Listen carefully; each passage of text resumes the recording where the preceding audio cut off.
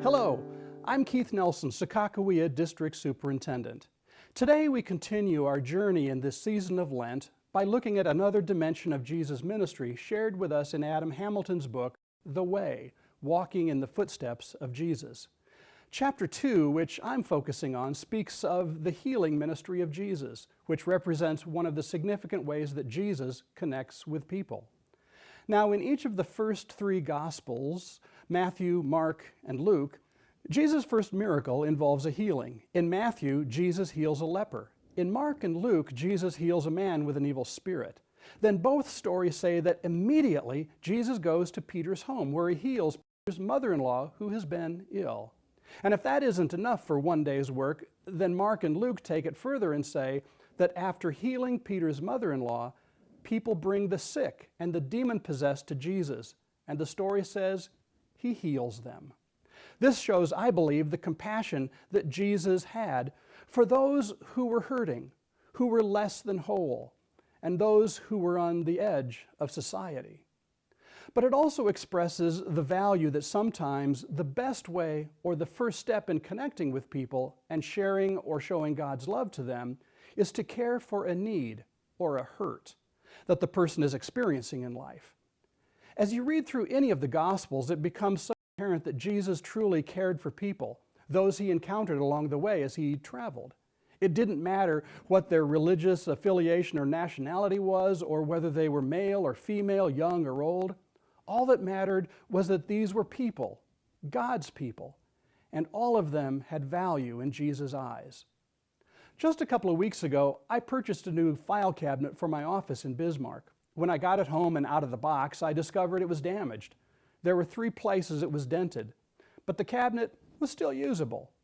So I went back to the store with pictures of the damage, and the manager immediately apologized and then took 25% off of the regular price. Since I was willing to keep and use the cabinet, the manager also shared with me that, unfortunately, this happens all too often, that file cabinets are returned to their store because they're damaged. And if the customer isn't willing to keep and use the damaged product, the manufacturer has instructed the store to simply throw them out. It's not worth it to repair. It's considered a disposable product. You know, so many items that are a part of our lives today are seen as disposable. It's more cost-effective to simply buy a replacement. It's easier to do that than try to repair something that's damaged or broken. But you know, we shouldn't be surprised. This same way of thinking has been around for quite some time. In fact, in Jesus' day, people on the fringes of society were often seen as sort of disposable, not worth the energy or the time to seek to restore wholeness to them. Unfortunately, this attitude can still be found in our day as well. But Jesus very quickly in his ministry shows that in God's kingdom, in Jesus' mind and heart, there are no disposable people. There is always a willingness to reach out with grace and mercy and with God's healing love. Today, I want to ask you a question. Is there a place that you need to feel or experience God's healing presence in your life? Lent is often seen as a time of reflection, a time to pay particular attention to our walk with God. As you do that today and throughout this week, again, I want to ask you a question. Is there a place of brokenness within you? Is there part of you that feels less than whole? Remember, in God's kingdom and in Jesus' heart, there are no disposable people, and that includes you. Jesus' desire is for each of us to experience the healing presence of God's love within our own lives. You and I are people of great worth to Jesus, and Jesus longs for each of us to receive the healing that we need. Please remember that healing and wholeness can come in many different ways and through many different forms in our day. It might come through doctors, counselors, medications, pastors, friends, neighbors, family, so many other ways.